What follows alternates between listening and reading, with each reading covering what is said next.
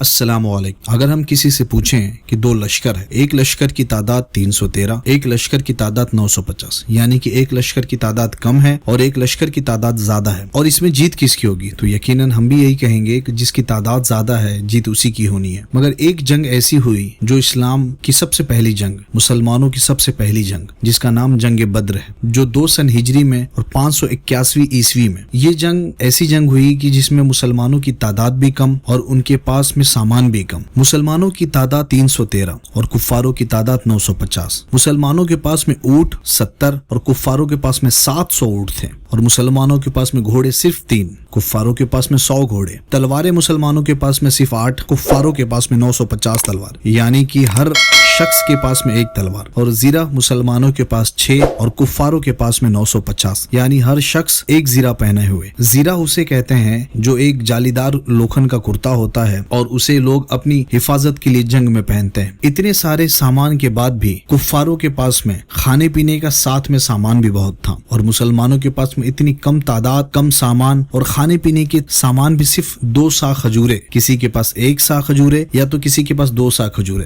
1 سا کھجورے 2 کلو 350 گرام کے آس پاس ہوتی ہیں۔ اتنے کم تعداد کے بعد بھی مسلمانوں کی اس میں جیت ہوئی۔ اس لیے جیت ہوئی کہ مسلمانوں کا یقین، فیت اور ان کا مثبت سوچ، ان کا پازیٹیو سوچ ان کے ساتھ تھا۔ اللہ کے رسول اور اللہ تبارک و تعالیٰ پر مسلمانوں کا یقین بہت پختہ تھا، ان کا ایک خدا پر یقین تھا اور آخری نبی صلی اللہ علیہ وسلم پر ایمان تھا۔ اور یہی کفاروں کا معاملہ ایسا کہ ان کے پاس میں بڑی تعداد میں بت تھے، مطلب وہ لوگ کے پاس میں بہت سارے خدا تھے، دھوپ کے لیے الگ، چھاؤں کے لیے الگ، بارش کے لیے الگ، اس طریقے سے بہت سارے خدا تھے، وہ سب کی پوجا کرتے تھے اور ان کا یقین اس پر بھی بہت کمزور تھا۔ انہوں نے یہ سوچا کہ ہم مسلمانوں کو رسیوں میں باندھ کر لے کے آئیں گے، مگر معاملہ یوں ہوا کہ مسلمانوں کی جیت ہوئی اور کفار ہار گئے۔ 70 کفار اس میں مارے گئے، قتل ہوئے، 70 کفاروں کو قید ہوئی۔ اسلامی لشکر میں سے 14 حضرات شہید ہوئے۔ اس جنگ سے ہم کو یہ نصیحت ملتی ہے، اگر مسلمانوں کا یقین اللہ اس کے رسول پر مضبوط ہو تو چاہے کیسی بھی سچویشن ہو، یقیناً اللہ تبارک و تعالیٰ کی مدد اس کے ساتھ میں آنی ہے۔ سچویشن ایسی ہے کہ آج کا یہ دور لاک ڈاؤن جو ہوا ہے، اس میں معاملہ ایسا ہے کہ بہت سے لوگوں کی نوکری خطرے میں ہے، بہت سارے لوگ اپنے حالات بڑے کریٹیکل سچویشن سے گزار رہے ہیں، بہت سارے لوگوں کے اپنے اپنے مسئلے۔ ہم پازیٹیو سوچ نہیں رکھیں گے تو یقیناً ہمارا نقصان ہوگا۔ تو ہونا وہی ہے جو اللہ تبارک و تعالیٰ چاہیں گے۔ ہم چاہیں جتنی بھی طاقت لگا لیں، اللہ کے حکم کے بغیر ہمارا کچھ نہیں ہونے والا۔ ایک شخص ہے، اگر اس کو اللہ تبارک و تعالیٰ بچانا چاہے اور پوری دنیا کی طاقت مل کر کے بھی اسے مارنا چاہے تو نہیں مار سکے، اور اسی طریقے سے ایک شخص کو اللہ تبارک و تعالیٰ مارنا چاہے تو پوری دنیا کی طاقت مل کر کے بھی اسے نہیں بچا سکتی۔ ہر طرف سے مسلمانوں کو نیگیٹو تھنکنگ کرنے کی کوشش کی جا رہی ہے، یعنی کہ مسلمانوں کو بدنام کرنے کا کام، مسلمانوں کو پریشان کرنے کا کام الگ الگ طریقوں سے، مگر مسلمانوں کے پاس میں محمد مصطفیٰ صلی اللہ علیہ وسلم جیسے نبی، قرآن جیسی کتاب اور ایک اللہ ہمارا رب، پھر ہم کیوں پریشانی؟ ہر حال میں اللہ پر یقین مضبوط رکھیں، رسول اللہ پر یقین مضبوط رکھیں، پازیٹیو تھنکنگ رکھیں،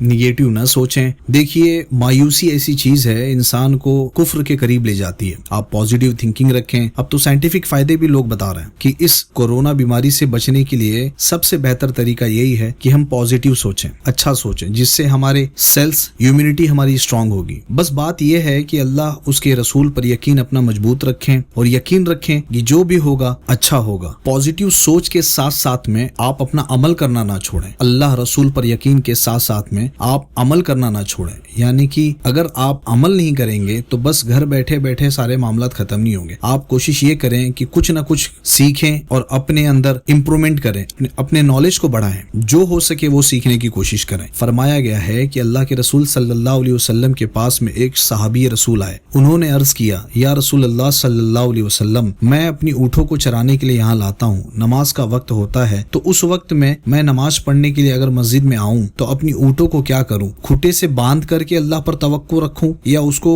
چھوڑ دوں اللہ پر توقع کر کے؟ حضور صلی اللہ علیہ وسلم نے ارشاد فرمایا کہ تم اپنے اونٹوں کو کھوٹے سے باندھ دو، پھر توقع کر لو۔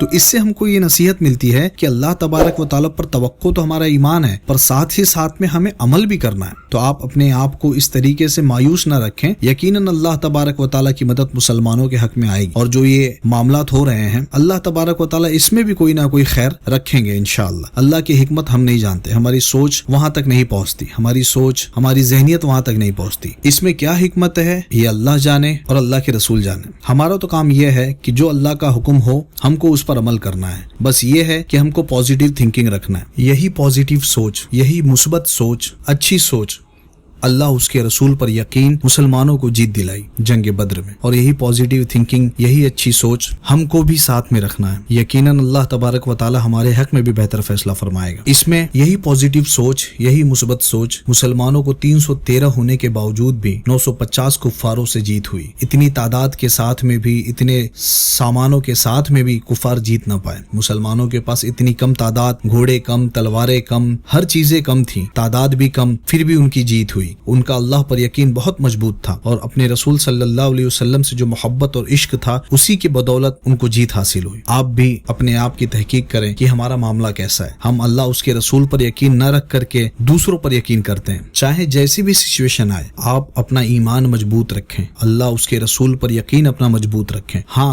شریعت اور سنت کے مطابق زندگی گزاریں، کیونکہ اللہ تبارک و تعالیٰ کا ایک نظام ہے۔ اگر آپ گناہ کریں گے، شریعت کے خلاف جائیں گے، تو پھر آپ کو تو اس کا نقصان اٹھانا پڑے گا۔ اللہ تبارک و تعالیٰ کا نظام جو ہے وہ حق ہے۔ وآخر دعوانا ان الحمد للہ رب العالمین۔ جزاک اللہ خیر۔ اس ویڈیو کو اپنے فرینڈس اینڈ فیملی کے ساتھ میں شیئر کریں، اور چینل کو سبسکرائب کریں، اور بیل آئیکن ضرور دبا دیں۔ دوسری نئی ویڈیو اس میں اپلوڈ کروں گا تو آپ کو اس کا نوٹیفیکیشن مل جائے۔ السلام علیکم ورحمۃ اللہ۔ جزاک اللہ خیر۔